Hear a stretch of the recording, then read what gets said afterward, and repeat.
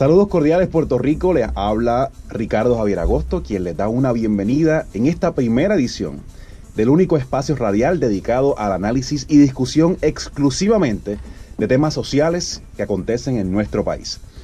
En una alianza como ninguna otra, WKQ 580 se une al Colegio de Profesionales del Trabajo Social de Puerto Rico para que en este espacio podamos conversar en total transparencia sobre todos los asuntos sociales que afectan a miles de puertorriqueños y puertorriqueñas, pero desde la óptica, y esto es lo que nos hace diferente, del trabajo social. ¿Y quién mejor que el presidente del colegio, el profesor Larry Emil Alicea, para liderar el análisis social? Saludos, profesor, ¿cómo está usted? Saludos, Ricardo. Qué bueno que se da esta oportunidad de ver las cosas de manera diferente desde una perspectiva social. Definitivamente es una excelente oportunidad que nos brinda WKQ 580 de poder estar acá en esta alianza con ellos para tocar temas que usualmente no se discuten en la esfera radial con la profundidad y con el análisis detallado y responsable que queremos hacer durante este espacio. Profesor, a escasas semanas de las elecciones generales a la gobernación, las posturas de los candidatos y candidatas en cuanto a temas sociales pues tienden a ser muy diversas. Y en este primer programa nuestro queremos analizarlas y obtener el punto de vista del profesional del trabajo social sobre algunas de estas plataformas específicamente sociales. Y vamos a entrar ya mismitito en cada una de ellas para llevarlas con calma. Pero antes quisiera entrar a una pregunta bien sencilla, que puede ser sencilla tal vez para muchas personas que nos escuchan, pero definitivamente tiene unas complicaciones en términos de todos los argumentos y de todos los puntos y criterios que podemos abordar en ella. ¿Qué realmente es lo que hace un profesional del trabajo social? Pues mira, nosotros a través de una conciencia crítica identificamos las barreras estructurales que contribuyen a la perpetuación de lo que son las desigualdades, la discriminación, la explotación y la opresión. Y entonces, a base de eso, en esas fuentes estructurales se identifican los privilegios que están basados en cultura y que influyen en aspectos como lo que es raza, etnia, clase, idioma, religión, género, discapacidad, la cultura, la orientación sexual. Todas esas cosas tienen que ver con situaciones que se usan para discriminar, para rechazar y para que en muchas ocasiones las personas no puedan tener o desarrollar una vida emancipada, una vida libre, una vida digna y una vida en la cual se respeten y se garanticen los derechos. Así que el trabajo social, en todas las instancias que trabaja por esa libertad, por esa emancipación humana, a base de esa conciencia crítica y a base de la lucha contra esas desigualdades que las provocan. Yo estoy seguro que esta es una pregunta que quizás le han hecho a los colegas trabajadores sociales, porque todas estas disciplinas provienen del campo de las ciencias sociales. ¿Cuál realmente es la diferencia de las disciplinas que están ligadas al comportamiento humano? O sea, digamos, porque muchas veces se nos confunde el hecho del trabajador social versus el psicólogo o, digamos, el psiquiatra, por ejemplo.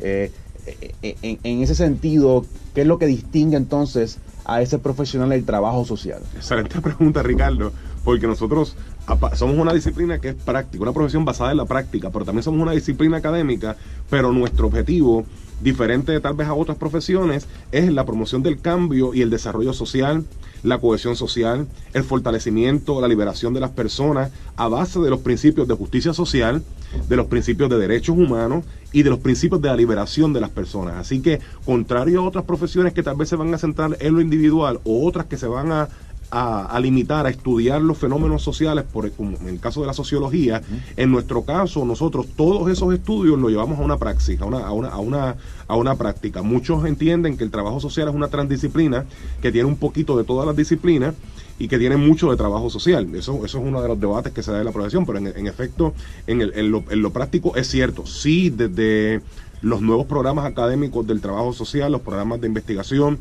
se desarrolla conocimiento propio a nuestra disciplina, pero en efecto el trabajo social se distingue por eso, por el énfasis en lo social.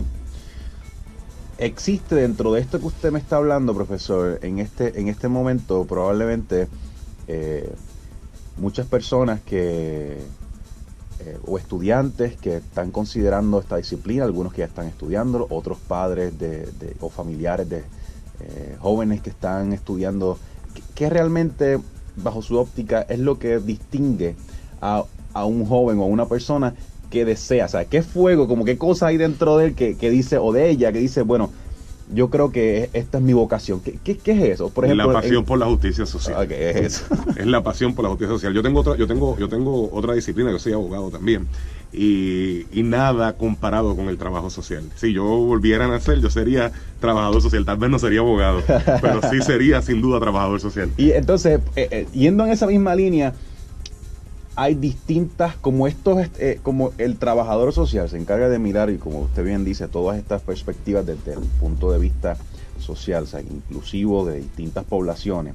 Debo entender, por lo tanto, que hay distintos trabajadores sociales o distintas áreas de especialidad, digamos, que se encargan de distintas edades o de distintas estratas en el término de la sociedad, que es muy variada. En el caso suyo en particular, profesor, ¿cuál es el área, digamos, de especialidad, si podemos decir alguna? Bueno, en mi caso, mi ejercicio profesional, yo me he dedicado a los asuntos de maltrato de infanto juvenil, de niños y adolescentes, toda mi vida, y asuntos que se trabajan en los tribunales. Para eso conviene también con la abogacía en el aspecto de peritaje en los tribunales relacionados a casos de custodia, patria potestad, relocalizaciones fuera de Puerto Rico, disputas familiares que se ven en los tribunales. En esas áreas, pues yo he concentrado mi ejercicio profesional. Muchos dirían que esa área es un área muy sensible, y porque una persona quisiera pasar horas y horas de su día y años de su vida profesional dedicado a ver casos tan sensibles que involucran niños que no se pueden defender y que a veces son cosas que mantienen a uno despierto en la noche. ¿Por qué la niñez? ¿Por qué esa preocupación suya por trabajar con estos aspectos de la juventud y la niñez? Yo tengo que confesarte que fue casual, ¿sabes? Yo estudié trabajo social porque me gustaba el trabajo social, pero el primer trabajo que conseguí fue en esta área. E inmediatamente comencé a ver la diferencia que se podía hacer en la vida de los niños. Yo, gracias a la vida, tuve una niñez muy protegida por mi mamá, por mi papá, por mi familia, y una niñez muy, muy alegre. Yo disfruté mi infancia. Y a pesar de que había estudiado en maltrato en la universidad, no hay nada como verlo en la práctica, en el ejercicio profesional. Y ahí desarrollé el compromiso con esta población. Ciertamente, los niños víctimas de maltrato o las situaciones familiares que se disputan en los tribunales, en muchas ocasiones, la voz que menos se escucha es la voz de la persona afectada en estos casos, que es la voz de los niños y las niñas. Y en efecto, desde el trabajo social nosotros podemos ser los mediadores para que esas voces se escuchen, para que sus derechos sean garantizados en los sistemas de justicia del país, y para que puedan vivir una niñez plena y digna, que es lo que se merece todo niño y toda niña. ¿Por qué las personas asocian, en cierto sentido, al profesional del trabajo social en esa misma línea que usted me habla, y que lo he escuchado en otras ocasiones a ustedes defendiendo un poco el componente de velar por los intereses de aquellos que no tienen la voz y no tienen la fuerza para poder expresarlo? ¿Existe entonces en nuestra sociedad algún tipo de reserva, algún tipo de preocupación o algún tipo de imagen quizás no profundizada o sin conocer con certeza lo que hace el profesional del trabajo social, que esa imagen lo que hace es que se estigmatiza, que se señala muchas veces al profesional del trabajo social? ¿Qué de eso hay, o qué de eso existe entonces en la profesión?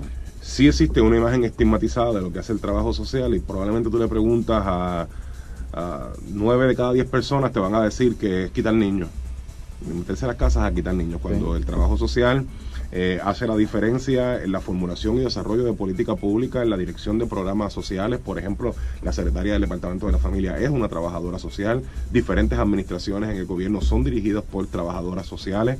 Hay trabajadores sociales en la legislatura de Puerto Rico. Yo no sé si eso es una buena referencia, pero sí los hay. Pero en efecto, el trabajo social es más que la práctica. Hay trabajadores sociales en la academia, hay trabajadores sociales y trabajadoras sociales organizando comunidades, así que las profesionales del trabajo social tienen una diversidad de roles y áreas en las cuales, si no estuviéramos nosotros como profesión no estaría nadie trabajando con esas poblaciones. Así que nosotros trabajamos usualmente con las poblaciones y los grupos poblacionales que han sido víctimas de la opresión, víctimas de la exclusión, que son invisibilizados por los sistemas sociales, y esa es la riqueza de trabajar en esta profesión. Entonces, Puerto Rico cuenta con distintas organizaciones y grupos que representan a distintas profesiones en el país. Por supuesto, este programa, como voz del análisis social de los temas de Puerto Rico, desde la óptica del trabajo social, particularmente desde la óptica del Colegio de Trabajadores, de Profesionales del Trabajo Social, ¿cómo encaja el rol de este colegio en todo lo que usted describe atado a lo que acontece en nuestro país? Bueno, lo que sucede es que el rol del colegio en esto es, a nivel ya de todo el gremio profesional, de los más de 7,000 profesionales del trabajo social que existimos en Puerto Rico, es darle entonces la voz colectiva, es darle la presencia y la fuerza de la profesión y de la visión de la profesión a los asuntos del país, es defender los derechos de la clase profesional, que si no se defienden esos derechos y tenemos una clase profesional vulnerable, vamos a vulnerabilizar también a los sectores que interactúan con nosotras en el ejercicio profesional. Así que esa garantía de un colegio que una tanto el colectivo como a las personas que interactúan con nosotros en eso, es sumamente importante, porque entonces aglutina, le da hilaridad a los objetivos y a las metas profesionales, a la vez que se garantiza que las personas que interactúan con nosotros reciban servicios de calidad. O sea que, en otras palabras, si bien existen otros grupos o gremios profesionales que representan a su matrícula, en este caso el Colegio de Profesionales del Trabajo Social no solamente hace eso, sino que también, en cierta forma, tiene los recursos y la responsabilidad de poder abrir sus puertas, como decimos, a la población y a la ciudadanía en general, para poder recibir cualquier tipo de ayuda, o para poder recibir en términos de cualquier tipo de referido a las agencias concernientes. O sea, ese rol dual es lo que permite que el colegio sea importante no solo para efectos de los profesionales que lo componen, sino también para el resto de la gente. Claro, la misma regulación profesional que hace el colegio a través de la ética, a través de las comisiones de normas y prácticas de la profesión, a través de las comisiones de acción social para la defensa de los derechos humanos y la inclusión, a través de las comisiones de legislación que le da asesoría técnica a la legislatura de Puerto Rico en los proyectos sociales que aprueba, que a nivel privado esa consultoría costaría miles de dólares, porque se hace un análisis profundo de los proyectos ante la consideración de la legislatura, y proyectos importantes, por ejemplo, como el proyecto de la custodia compartida del senador Carmelo Ríos, o como los proyectos de la representante Piti Gándara y Jaime Perello relacionados a los centros integrados de abuso sexual. Sin el insumo de expertos del trabajo social estarían incompletos, porque en muchas ocasiones los que generan política pública no tienen el expertise en la complejidad de los asuntos sociales, y esa consultoría nada más le ahorra miles de dólares al gobierno. O sea que es multidimensional el efecto que tiene la efectividad de un colegio profesional y lo que le ahorra al gobierno si el gobierno tuviera una junta. Aparte que las juntas nombradas por el gobierno responden a la visión de los gobiernos. Los colegios responden a las visiones de los colectivos, de la gente que participa en las asambleas, de la gente que va y que son convocadas. Siempre hay unos grupos que están reacios a la participación, eso se da en todos los gremios profesionales, pero en nuestro caso nosotros somos un colegio horizontal. Por ejemplo, por primera vez en la historia nosotros llevamos un código de ética a la asamblea, que fue la asamblea la que vio su código de ética. El proyecto de ley que nosotros pretendíamos que enmendara la profesión fue un proyecto de ley que salió de la asamblea. Así que esto no es un colegio que toma las decisiones en cuartos cerrados ni en cuartos oscuros. Esto es un colegio horizontal, un colegio en el cual todos nos unimos en una misma línea a base de lo que somos, de lo que nos une, que somos colegas, para juntos y juntas darle el norte, el nosotros y nosotras a la profesión. Este colegio lleva ya sobre 70 y pico de años, desde la década del 40 es que surge y se funda el colegio. Pero entonces va tocando poco a poco la vida de las personas y de los estudiantes que están próximos a finalizar esta profesión. En el caso suyo en particular, profesor. O sea, ¿qué es lo que tiene el colegio? ¿Qué es lo que tiene esta organización que puede contar con el compromiso de tanta gente, y corríjame, que no se le paga.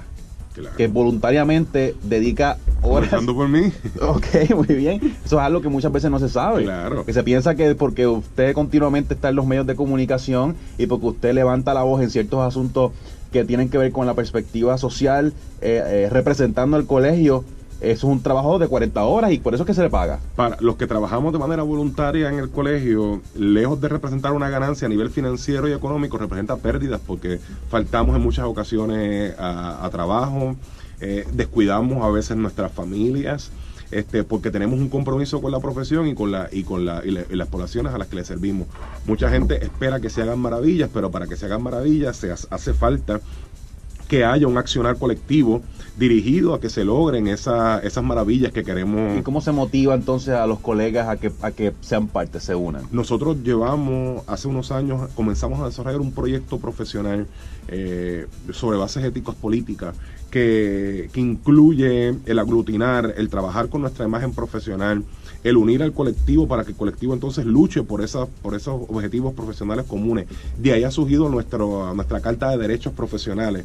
Hemos clarificado cuáles son los derechos que tenemos las profesionales del trabajo social para reclamarlos en los diferentes escenarios donde interactuamos. De ahí han surgido estudios que se han auspiciado, como el estudio de seguridad laboral, que provocó que le lleváramos al gobierno unos lineamientos de lo que deben tener los protocolos de seguridad para el trabajo social en las diferentes agencias del país. Y estamos esperando que el gobierno haga algo con esos lineamientos, porque se nos prometió que de ahí iban a surgir los protocolos agenciales para la seguridad en el trabajo social. Trabajadores y trabajadoras sociales han sido agredidos en sus escenarios de empleo, han tenido que ser hospitalizados, algunos han tenido que irse por el Fondo de Seguro del Estado, y la seguridad laboral nuestra incide también en la seguridad de las poblaciones con las cuales nosotros trabajamos. No es un asunto que nosotros estemos reclamando buenas condiciones de trabajo para nosotros, es que esas condiciones laborales redundan en la garantía de los derechos de las personas que interactúan con nosotros en el ejercicio profesional. Para la audiencia que nos escucha en este momento, está en sintonía con el primer programa de análisis social en Puerto Rico, en esta alianza de WKQ 580 con el Colegio de Profesionales del Trabajo Social de Puerto Rico. Ricardo Javier Agosto le habla en compañía del presidente del colegio, el profesor Lariamil Alicea. Les recordamos que pueden seguirnos en Facebook, Twitter e Instagram, buscándonos como @colegioptspr, o sencillamente escriben Colegio Trabajo Social Puerto Rico y debe entonces salir entre las opciones para que puedan seguirnos y estar en sintonía con todas las cosas que realiza el colegio desde el punto de vista, como bien mencionó el profesor, no solamente para la matrícula, sino también para el resto de la ciudadanía puertorriqueña. Profesor, en la primera parte del programa estábamos discutiendo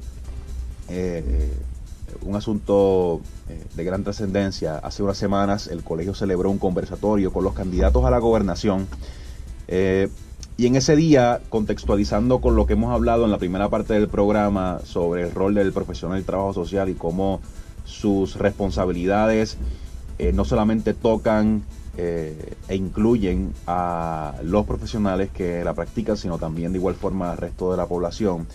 Este conversatorio se lleva a cabo para hacer algún tipo de observaciones y evaluaciones a las propuestas de las plataformas que someten los candidatos y candidatas a la gobernación ya a escasas semanas de las elecciones generales en Puerto Rico. ¿Quiénes estuvieron allí? Bueno, estuvieron todos los candidatos a la gobernación. El doctor Rosselló no pudo participar con nosotros. Lamentablemente, ese fin de semana ocurrió la pérdida del bebé que esperaba su esposa, pero sí él había confirmado su participación con nosotros y estamos seguros de que si no hubiera ocurrido esa situación, hubiera participado con nosotros. De todas formas, nosotros tuvimos un análisis profundo de todos los programas de gobierno de los partidos políticos antes de esa actividad y de los candidatos independientes, y hubo un panel de expertos de primer orden que elaboraron esas preguntas junto con la Comisión de Legislación de nuestro colegio, el licenciado Ángel Olivo y el compañero Pablo Ramos, que coordinan esa comisión. Hicieron un trabajo excepcional trabajando el análisis de esos programas de gobierno, y a base de eso pues hicieron esas preguntas y se interactuó con el público aquel día, que llenó el teatro de la Universidad del Sagrado Corazón. Sabemos que la asistencia fue absoluta, el teatro estaba lleno, de la Universidad del Sagrado Corazón estaba lleno para el conversatorio. En aspectos generales, la impresión de lo que representan estos candidatos en términos sociales para el país? ¿Cuál vendría siendo, si usted concluyera algún aspecto general de cada uno de ellos, independientemente de la cuestión partidista? 4 de los candidatos tienen una contradicción inmensa. Quieren lograr cosas disociando que existe una Junta de Control Fiscal. Ese fue uno de los temas que se tocó ahí. Eso fue uno de los temas.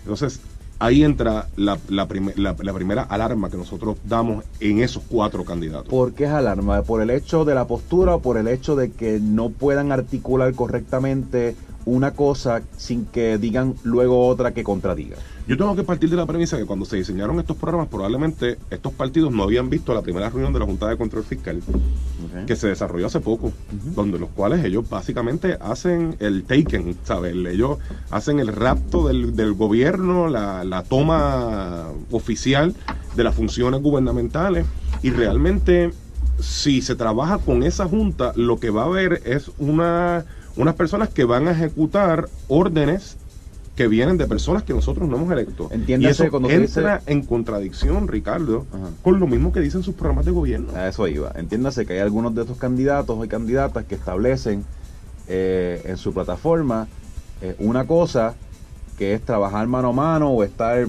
un lenguaje, digamos, genérico, tanteando cómo es que la cosa iba a venir con la Junta, y hasta que hace poco pues fue que supimos entonces que oficialmente pues ya entra en un rol activo en el gobierno de Puerto Rico, y sin embargo más adelante pues ponen otra cosa poco para cubrirse con algo que a propósito o no contradice el planteamiento inicial.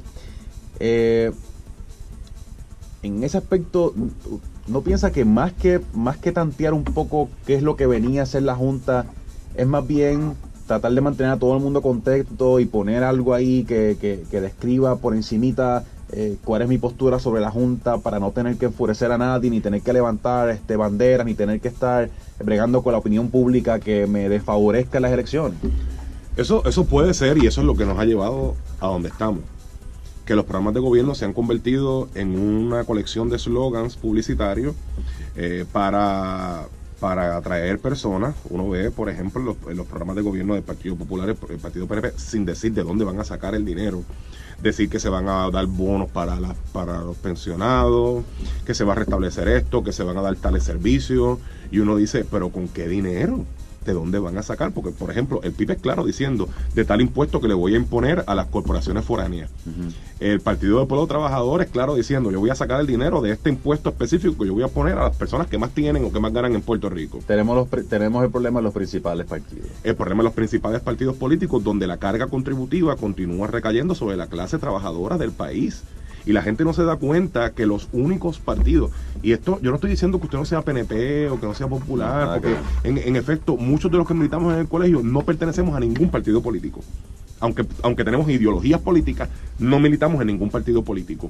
Y entonces aquí el asunto que tenemos que ver es si realmente nosotros vamos a continuar dependiendo de personas que directamente nos siguen diciendo que se va a continuar desarrollando el sistema contributivo del país a base de lo que aportamos la clase trabajadora, que es un impuesto terrible de más del 20%, mientras las empresas foráneas que expatrian billones de dólares de Puerto Rico básicamente pagan menos de un 5%. Entonces ahí es que entra el proceso de hacia dónde nosotros vamos a ir como país, y cuál va a ser el norte que vamos a utilizar si realmente vamos a continuar en el marco bipartidista que nos ha llevado al lugar donde estamos.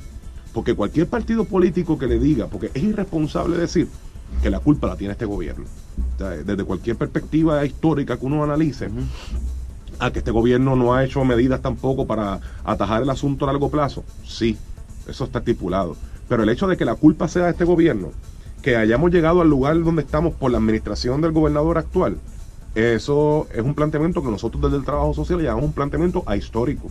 Históricamente aquí están estipulados como diferentes administraciones de los dos partidos políticos que se han alternado en la gobernación del país nos han llevado a través de medidas fiscales irresponsables dirigidas a hacer megaproyectos, dirigidas a desestructurar un sistema de salud que le servía bien a Puerto Rico, que lo que necesitaba era fortalecimiento de las estructuras que brindaban ese servicio de salud en Puerto Rico para convertirlo en un seguro de salud que también ha lacerado las finanzas públicas del país. Pues entonces ahí uno ve que ha sido irresponsabilidad de ambos gobiernos. Uno también nota en los programas de gobierno hablar sobre los asuntos sociales como si fuera dinero, y de eso tal vez podemos hablar un poco más adelante. Vamos a hablar no solamente de ese aspecto, sino también de otros de igual importancia, como es la salud y la seguridad. Amigos, por favor, manténganse con nosotros en sintonía de tu primer programa de los profesionales del trabajo social en análisis de temas sociales en WKQ 580. No se vayan. Tal vez hay muchas mujeres hoy día que les molesta que hayan otras mujeres protestando. Sin embargo, si no hubiera habido el grupo de las sufragistas que comenzó el movimiento de las mujeres, que inclusive en muchas ocasiones recurrieron a la violencia, a romper vitrinas y ese tipo de cosas para llamar la atención con relación y visibilizar el tema. Y nosotros no respaldamos como colegio la violencia, pero también históricamente muchas de las cosas que se lograron a través de métodos que incluían algunos actos violentos. Y de nuevo, hago el disclaimer, el colegio no respalda actos de violencia. El colegio respalda la desobediencia civil y la protesta pacífica. Pero en este tipo de cosas la gente no se puede molestar. ¿Ha hecho algo el colegio para poder orientar y capacitar a su matrícula para que esté consciente y clara cuáles son las maneras, si es que existen, de protestar, digamos, de la manera que usted lo describe? Claro, nosotros hicimos un taller sobre desobediencia civil en nuestras facilidades. Dentro de poco planificamos dar uno para observadores de las protestas, ¿sabes? Este tipo de cosas tiene que ir con observadores que documenten la situación por si se violan los derechos de alguna persona durante el proceso de protesta. Así que nosotros sí hemos orientado, sí hemos hecho creado material educativo que está en nuestras páginas cibernéticas del colegio para orientar a las personas sobre la Junta y sobre acciones que se pueden tomar para educar a las personas. Mucha gente, Ricardo, cree que la Junta de Control Fiscal viene a poner en cintura a los políticos. No, la Junta de Control Fiscal viene, y eso lo dijo el mismo presidente, basta con ver el discurso, viene a cobrar el dinero que se debe. Y después de eso, como decía el trabajador social y escritor Abelardo Díaz Alfaro, lo que va a quedar es gabazo. Okay. Y después de ahí, probablemente van a ocurrir montones de cosas con Puerto Rico, porque ya el interés que era cobrar el dinero se logró. Y es preocupante que uno escucha en muchos de estos casos a personas decir, por ejemplo, que van a trabajar con la Junta. Es que la Junta es antidemocrática. Entonces, ¿cómo yo voy a lograr los objetivos de democracia que persigue mi partido en medio de una Junta que es una imposición colonial y que es de carácter antidemocrático? Y por eso es que el colegio está en contra de la Junta de Control Fiscal. Y por eso es que el colegio está en contra de la Junta de Control Fiscal. Es antidemocrática, es una imposición colonial, el colegio está en contra de la colonia, nosotros no favorecemos ninguna alternativa de estatus, pero estamos en contra del estatus colonial y favorecemos un proceso de descolonización de Puerto Rico a través de una asamblea constitucional de estatus. Vamos a hacer una pausa ahí, profesor. Lo que usted me está diciendo en este momento, para aquellos no solamente colegas que pertenezcan al colegio, sino también para el resto de la ciudadanía que se sirva de los beneficios que ya estipulamos del colegio, que el colegio, por el hecho de que no favorezca el estatus colonial, esto no significa que favorezca la independencia. Esto no significa que se favorezca la independencia. No. Nosotros inclusive habemos un grupo de colegas en el colegio que no son independentistas. Inclusive hay colegas en el colegio y en la junta directiva que son del partido en el poder, hay colegas en la junta del colegio y en los grupos de liderato que son miembros activos del Partido Nuevo Progresista, hay colegas que son militantes independentistas, hay colegas como yo que somos no afiliados, aunque tenemos ideología política relacionada al estatus. O sea, que estas cosas son diversas en nuestro colectivo profesional. En el colegio hay una comisión para el estudio del estatus y su impacto en las políticas sociales. Fíjense cómo nosotros tomamos el tema del estatus. Cómo el asunto del estatus impacta las políticas sociales. Por ejemplo, aquí la mayoría de las políticas educativas son controladas para recibir los fondos federales, por lo que el Departamento de Educación Federal dice que nosotros tenemos que hacer. Y eso impide que se elaboren proyectos educativos que respondan a las realidades educativas de los niños en nuestra realidad puertorriqueña. ¿Y qué es lo que hace esta comisión? Y cuando decimos comisión nos referimos a un grupo del colegio de profesionales del trabajo social que se reúne y estudia este tema. Estudia el impacto de la colonia, de lo que es la colonial, en la prestación de los servicios sociales del país. Y a veces uno ve que hay unas métricas de educación, que educación dice todos los años que no las cumple. Probablemente no las cumple porque el enfoque para lograr esas metas es un enfoque que no responde a nuestra realidad puertorriqueña. ¿Ves? Entonces ahí nosotros educamos a los trabajadores sociales. Hace poco tuvimos un simposio en el área de Aguadilla con la participación de más de 200 trabajadores sociales, en el cual discutimos el impacto de esas políticas sociales en los aspectos educativos. Y una de las cosas que dijimos es que hay medidas que desde el aspecto ético nosotros no podemos promover desde el trabajo social.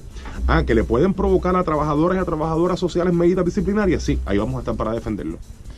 Cuando hablamos de la educación, inmediatamente es bastante natural que nuestra audiencia conozca que en todas las escuelas públicas de Puerto Rico y en los sistemas de educación, universidades, colegios privados, etcétera, existe el profesional del trabajo social vigente, y usted lo ha visto allí, o ha visto cuando va a visitar a sus hijos a la escuela, está el trabajador, trabajadora social, etcétera. Y la educación fue uno de los temas que se discutió de igual forma en este conversatorio de los candidatos. ¿Qué postura relacionadas a la educación le llamó, le intrigó usted, o sencillamente nos quedamos cortos, no se dice mucho, hay alguno que otro que le llama la atención? ¿En qué estamos en términos de los candidatos y candidatas y la educación en el país? En los partidos mayoritarios observamos propuestas educativas interesantes. Por ejemplo, a mí me parece interesante la propuesta educativa del doctor Rosselló de convertir la Universidad de Puerto Rico, porque yo incluyo la Universidad de Puerto Rico dentro del sistema educativo, muy bien. En el principal centro de asesoría del gobierno. Tú sabes todos los temas sociales que han sido estudiados a saciedad y que están en las anaqueles de las bibliotecas en tesis, hechos ya, con programas inventados, con programas estudiados, que están allí, no se utilizan. Es una buena idea. Porque lo que hace el gobierno muchas veces es contratar a la empresa privada, sí, lo que sea. Y a mí no me interesa que venga del doctor Rosselló, es una excelente idea. ¿Ok? Nos parece que el aspecto del programa del Partido Popular enfocado en el desarrollo de cultura, de una educación basada en la realidad puertorriqueña es importante, aunque entra en contradicción también con el aspecto del coloniaje, ¿verdad? Que usualmente ha promovido ese partido político, ¿ok? Desde el Partido Independentista y desde el Partido Pueblo Trabajador se habla de educación para la democracia. O sea, un aspecto muy importante, porque esa es la educación que se debe promover en el país, independientemente del partido político. Una educación que enseñe al niño a pensar, que enseñe al niño y a la niña y al joven que estudia en las escuelas a ser una persona libre. Esa es la educación que se debe promover, con currículos no tradicionales, una revisión curricular que responda a la realidad puertorriqueña, que responda a la diversidad de formas en que los niños y las niñas aprenden. Porque si un nene no quiere estar sentado y tal vez aprende mejor tirado en el piso, no puede tirarse al piso en el salón de clase. O sea, después que no esté amenazando el espacio personal de otro niño, ¿por qué no se respetan las diferentes formas en que los niños aprenden? ¿Por qué no se incorpora a los niños en el proceso de generar saberes durante las escuelas? Ese tipo de cosas se tienen que analizar. ¿Cuál es el problema de esto?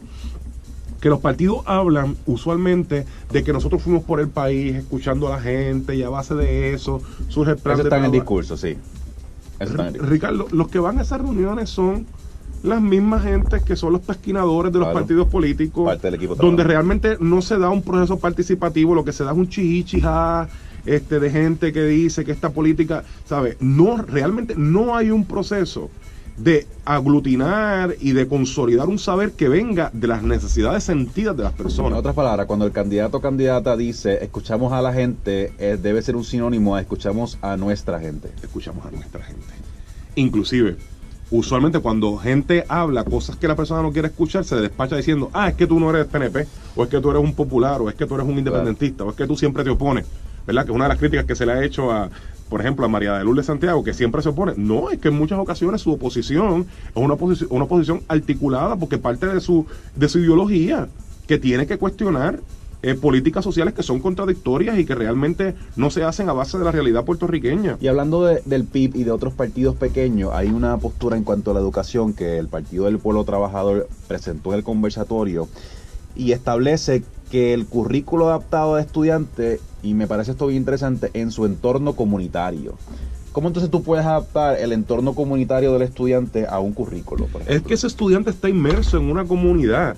Yo no puedo decir que el muchacho que se crió como yo en el barrio La Fermina de Humacao va a tener las mismas necesidades o las mismas retos de aprendizaje que tiene el que vive en San Juan, que inclusive el que vive en San Juan tiene que conocer ese contexto en el cual yo me desarrollo, y yo tengo que conocer el contexto tal vez en el cual se desarrolla el de San Juan. Es saber que no somos entes separados.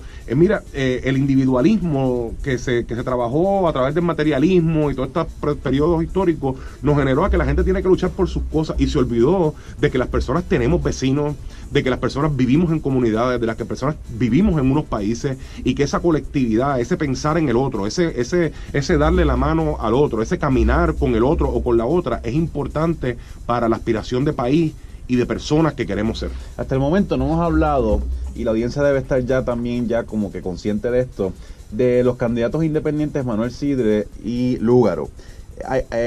Hay algo en estos temas que hasta el momento hemos planteado, o inclusive en temas de salud o seguridad que no hemos llegado aún, que a ustedes, al colegio le llamó la atención, que desde su óptica profesor pues dijo, ok, esto está bien, o sencillamente estaban allí un poquito perdidos.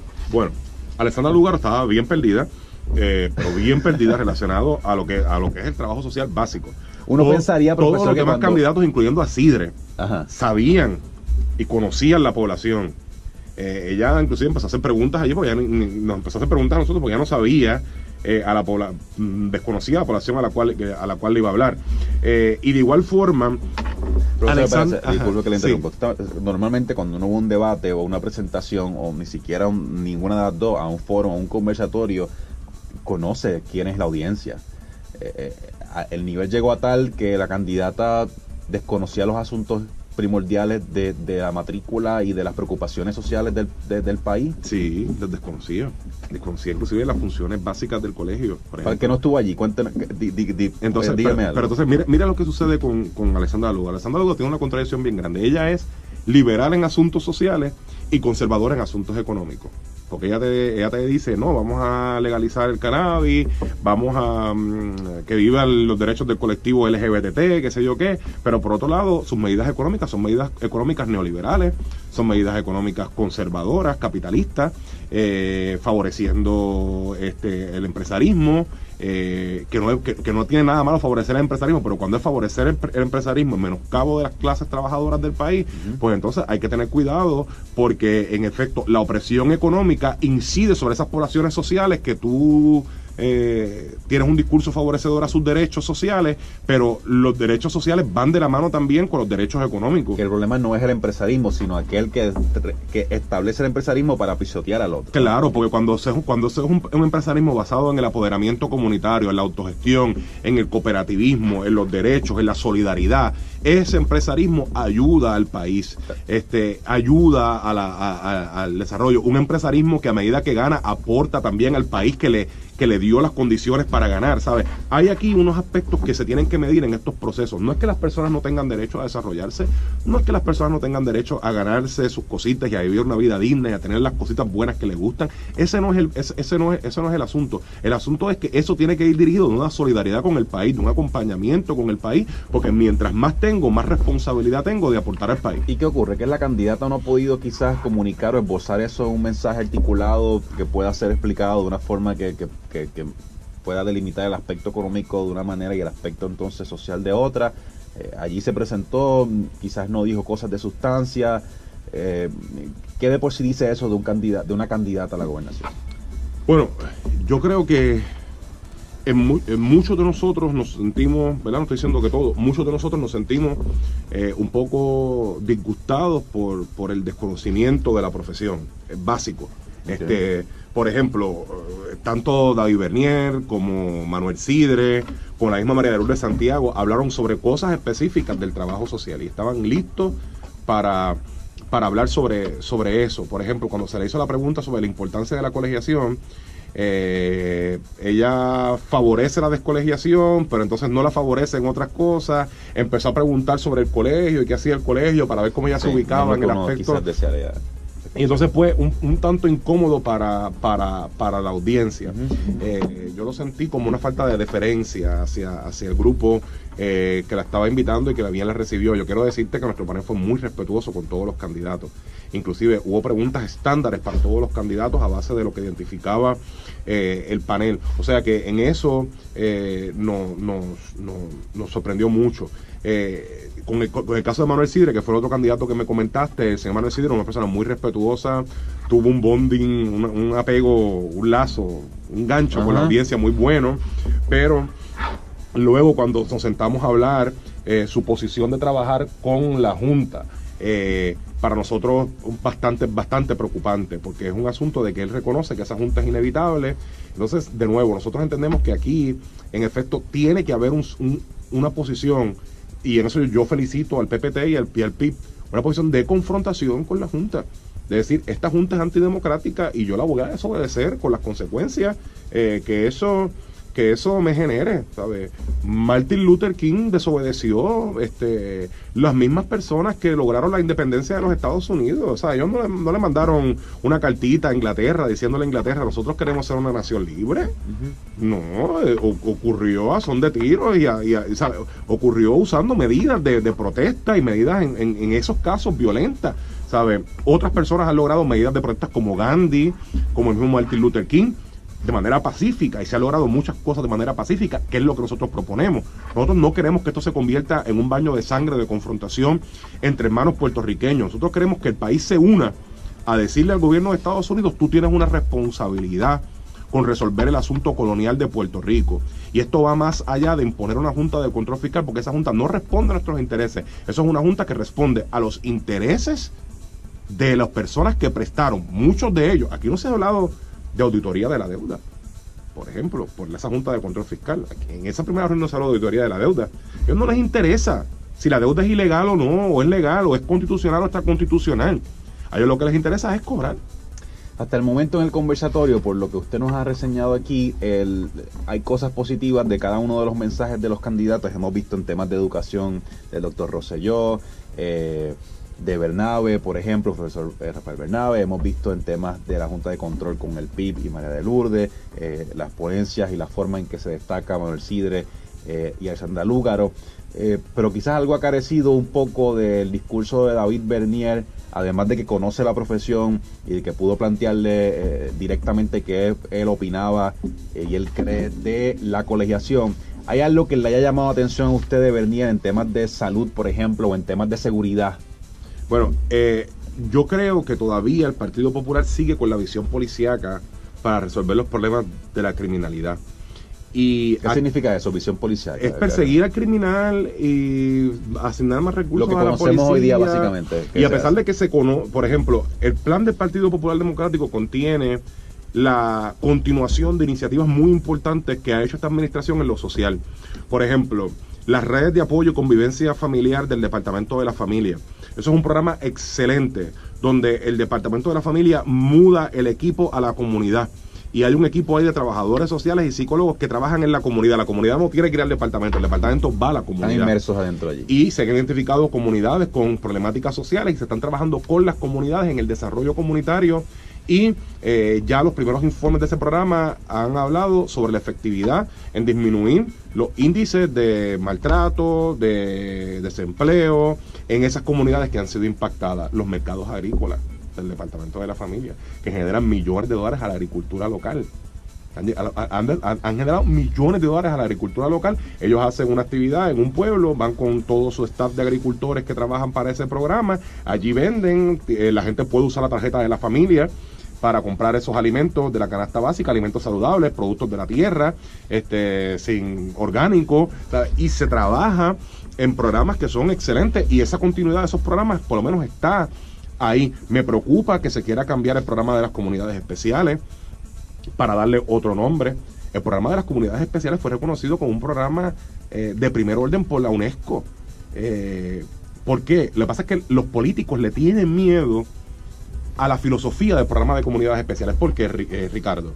Porque empoderar las comunidades implica deconstruir que las comunidades se comen el cuento que les hacen sus alcaldes, que les hacen sus representantes, y entonces... ¿Qué cuento es ese? El cuento de decirle, tú necesitas esto, yo te construyo una cancha, no, el programa de comunidad especial dice, yo necesito esto en mi comunidad, esto es lo que hace falta, una biblioteca, hace falta que nos den talleres a los líderes para organizarnos, y entonces ahí la comunidad se convierte en reclamadora de derechos. Muy bien.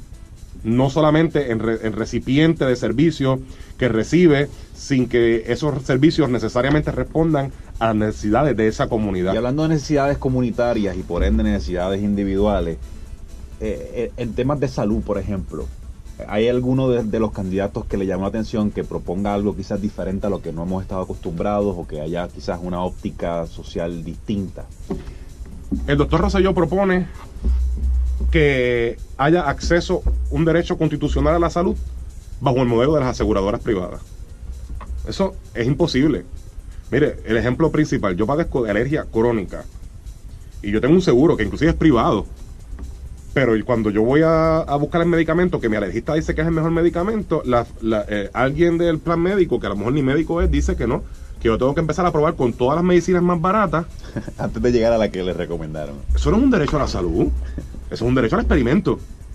Un derecho al experimento, y entonces, inclusive a mí me preocupa el análisis económico que se hace de la plataforma del PNP diciendo que por cada dólar que el gobierno invierte en entidades privadas, se ahorra $7 del gobierno. Miren, yo quiero decirles al Partido Nuevo Progresista, los problemas sociales no se pueden medir en asuntos de dólares y centavos. Son derechos que el Estado tiene que garantizar. Y tiene que garantizar que esos derechos se presten de la mejor manera posible. De igual forma, el Partido Popular habla también de un acceso universal, pero no en ningún momento yo vi que eso incluye romper con el paradigma del sistema actual de los servicios de salud. Sí vi en los partidos no tradicionales esas plataformas que garantizan el derecho a la salud universal. El colegio forma parte de la Alianza de la Salud para el Pueblo. Y el colegio propone que el sistema de salud tiene que ser universal. Aquí no deben haber gente pidiendo chavitos en las luces para hacerse una operación que necesitan. Eso atenta contra los derechos humanos de las personas. Que lo vemos continuamente. Lo vemos continuamente.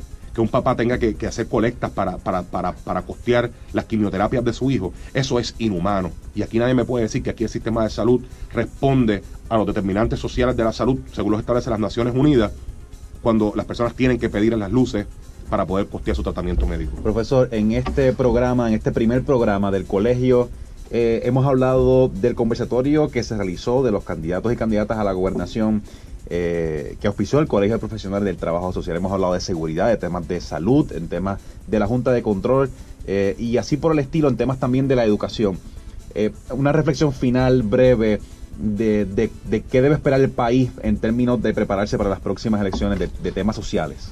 El país tiene que analizar las plataformas. Vayan a las páginas cibernéticas de los partidos políticos, lean las plataformas y vean si esas plataformas responden a las necesidades sentidas de ustedes. Y a base de eso, salgan a votar. Voten. Y voten con conciencia. Amigos, y ya se ha acabado el tiempo, no nos queda tiempo para más en esta ocasión. Déjenos saber qué les pareció este tema de hoy. Pueden escribirnos, como ya le hemos mencionado, en las redes sociales, en Facebook, Twitter e Instagram del Colegio de Profesionales del Trabajo Social de Puerto Rico. Les esperamos nuevamente, recordemos, todos los domingos aquí a las 7 de la mañana con repetición en la semana, los jueves a las 11 de la noche, en el análisis de los temas sociales de mayor importancia en el país. Gracias, profesor, por estar acá con nosotros. Ricardo Javier Agosto se despide. Muy buen día y gracias por estar con nosotros.